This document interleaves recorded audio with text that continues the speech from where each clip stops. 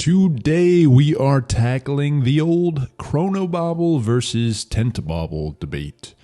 The Chronobauble is a green rarity item which, upon hitting an enemy, will cause them to get the slow debuff for minus 60% movement speed, and this lasts for 2 seconds with an additional 2 seconds for each stack of this item that you hold. Take note of the fact that this slow only affects the movement speed and not the attack speed of enemies, which is unfortunate because if it slowed down their attacks, it would be much more useful.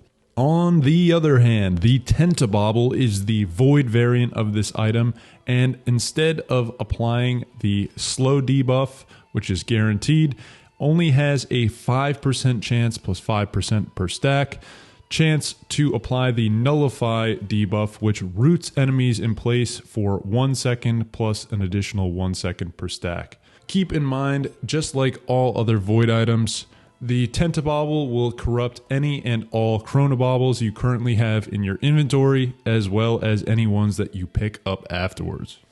So, now that we know a little bit about each of these two items, which one is better? As a general rule of thumb, it's the Tentabauble. Unfortunately for the Chronobauble, although it has a sweet warped hourglass design going on, it really just is not very good, especially for a green tier item. And this comes down to the fact that, as I mentioned before, it only affects the movement speed and doesn't do anything to stop the attacks. While the Tentabauble also doesn't stop attacks, at least it completely immobilizes the enemies, and this even applies to the final boss, which is super helpful in the fight, especially if you have multiple stacks. However, there are a couple of exceptions when you would want to keep the Chronobauble over the Tentabauble.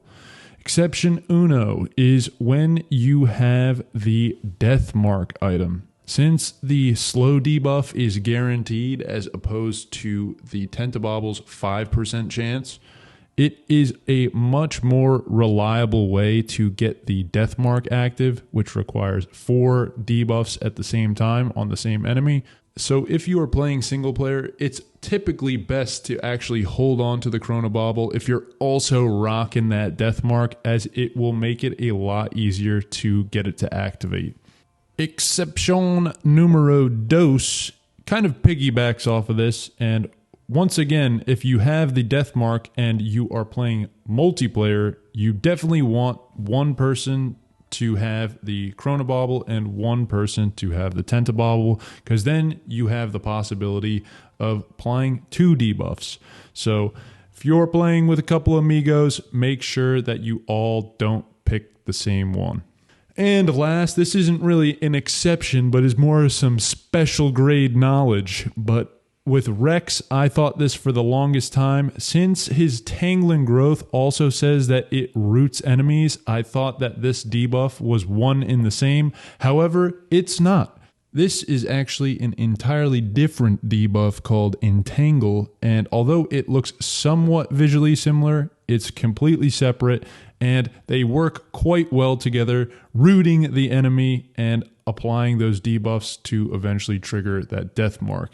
Anyways, that's pretty much it. Thanks for tuning on in, and we'll catch you next time. Adios, amigos.